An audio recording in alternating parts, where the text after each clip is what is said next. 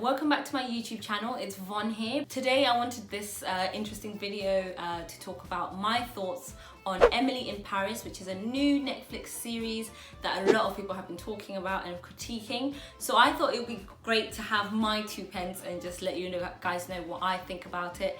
Overall, I really like the show. If you haven't watched it yet, I recommend that you watch it first. What a time to be working in Paris when this comes out and I can really kind of relate to it. It's really nice. So it's basically Emily who works in a marketing firm and then decides to move to Paris because she has this new opportunity to fill in for her colleague who couldn't make it for this business trip, and it's actually for 1 whole year of working with another Parisian firm in the marketing sector as well, and then she gets to experience a little taste of what Paris is like. Now I do understand there are a lot of cliches like, oh, she's wearing a beret, she's eating croissants every day, and yeah, sometimes those aren't, no one wears a beret here, just so you know. I actually want to buy one and just wear it because they're really cute, but actually they're not common. There are other stereotypes that I think people were quite actually annoyed about, such as, you know, the French are rude. Living here now, I've noticed that that's not always the case. Everything I'm saying here is all about my personal experience. People tend to be very nice to me, actually, because in Emily in Paris, you get to see this lady, this florist who doesn't even want to give her the time of day pretty much, just because she's not speaking in French. But to be fair, Emily girl, you need to at least try to speak a little bit of French. Come on. Not all French are rude. They actually love the fact that I'm not from here in a way. They're just like, oh, so where are you from? They want to know more about it, or at least they tell me that they've been there, or they want to go there, or they prefer it to Paris. And I've had a lot of those types of conversations as well. I've seen so many memes, so many comments. People are like, we never see her on a metro, because if you're going to be going around Paris and you're exploring the area, you will be familiar with the metro stations. Like, you will be very familiar. I just think it's just like anywhere else. It's just like the subway in New York. It's just like the underground in London, although I haven't actually been to New York, but you know, you get what I mean. I think it'll be great as well to just kind of go through the memes now, to just see more about what people have been saying about the show. The memes are really just to kind of put her in like realistic scenarios. So I have my laptop here and I'm just gonna like scroll through some of the examples. This is more relevant to when we had the strikes back in December. So if you guys don't know about the strikes, it's basically where all public transport was pretty much not available to get the government's attention, pretty much, because obviously we all rely on public transport to get to work, to get to school. So because it ruined everyone's schedules, we obviously needed something done by the government. I'm not sure if they actually got what they wanted, if I'm honest, but here we are. There are so many videos on this, which I think I will just put into this video as well, of people like pushing and shoving each other, people rushing when they see a train like finally available, and another one where this guy just literally just hops into the train because otherwise he's gonna be waiting forever trying to get in with everyone else. So yeah, no, this was a very funny time as well. It was actually one of the biggest strikes since another one that happened many years ago, I think 2003 or something like that. And the strike was really bad because if you live kind of on the outskirts of Paris, you will need to take an RER, and the RER is the train that basically extends further than what the metros do just in Paris. They also extend outside of Paris as well, Ile-de-France, and they were one of the really heavily impacted ones because they would be like, okay, we're only running, so what this means is it runs 1 in every 4, and yeah, 1 in 4 trains will come. So that means you'll probably be waiting then, realistically, I want to say, if it's every 4, I want to say even an hour. So here they just say like she's rushing to get onto that train, because once you miss it, that's it, and you can't go to work.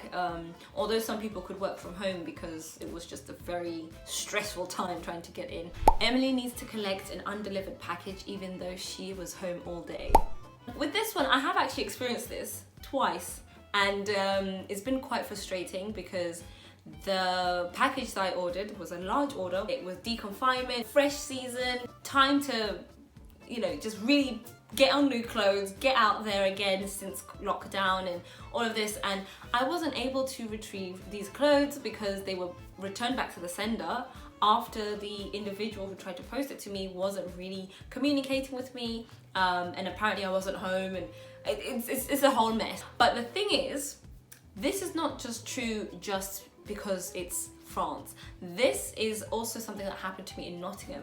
When I was home all day, I was actually meant to be doing my finals, and so I decided to work from home instead of the studio, although I would have preferred to work in the studio. But that specific day I knew I was getting this package, so I decided that I would just work from home. And they just gave me a red slip and left. And yeah, I'm just like, I went outside, I looked, I couldn't even see the person. And I was so annoyed because this was an important package. This was meant for the finals that I was actually doing the work for. So this, I don't think is true in the sense of just being something in Paris. And this is one of the ones that I think is an exaggeration. This has happened to me as well in England, and I know it's happened to many other people everywhere. Emily visits the bank on a Monday. So anyone who lives here will know the banks are pretty much closed most of the time on a Monday. And then actually during the rest of the week, they'll be closed for like a full hour between I think 1 and 2 for lunch, which is obviously understandable. But I think coming from England, I expect, I guess, a bank to always be open with people taking their own lunch breaks as and when, and then they just close their little till on that side or something. But here the whole place is shut down, and I just found that very interesting. And I think here they really do respect days off. They really respect like time. Not that England doesn't, because England also treats employees very well from my experience. It's just that there is always kind of like a day off that happens here, which I think is great actually, because that means as an employee you kind of feel looked after, you kind of feel like you know, you have your rest. So this one is so hilarious. So this is Emily forgets her Navigo. So for those who don't know, a Navigo is pretty much your card that you can scan to get you through the barriers as your travel card basically. And you can top it up monthly, weekly as well, or you can just top it up for the day as well, I believe. I'm not sure if you can just top it up for the day, but yeah, it's not a paper ticket, it's a proper card. For anyone who's been to Paris, you will know that lots of people find it so comfortable to just jump over these barriers as if it's like normal. They'll just be like, oh, well, some of them will just chuck their bag and then just jump over. I wouldn't call it a culture, but it's something that's definitely seen as normal here. If you see it, it's just like, oh, okay, when are you gonna get your ticket? But anyways, you know. There was one time actually I experienced this from someone who entered just after me. So I was entering, and then the person went straight, like they held it open as soon as I was exiting. I was like, oh, okay. Little did he know there were actually the ticket people just on the other side. The people were there seeing the whole action, and he didn't even know this until he got to the other side. And they were like, ah, monsieur, monsieur. And he just ran. They didn't even chase him, because that's how normal it is. They didn't even chase him. But at the same time, you have to be careful, because there will be some people that could get caught. They could get chased by the dogs, because sometimes policemen are also there looking around and I guess protecting the place. So yeah, I wouldn't recommend to do that. There are actually some ticket men who are like just disguise themselves as just a normal person, just lurking around on their phone and looking around, but actually they are looking to see who is jumping over and who doesn't have a ticket.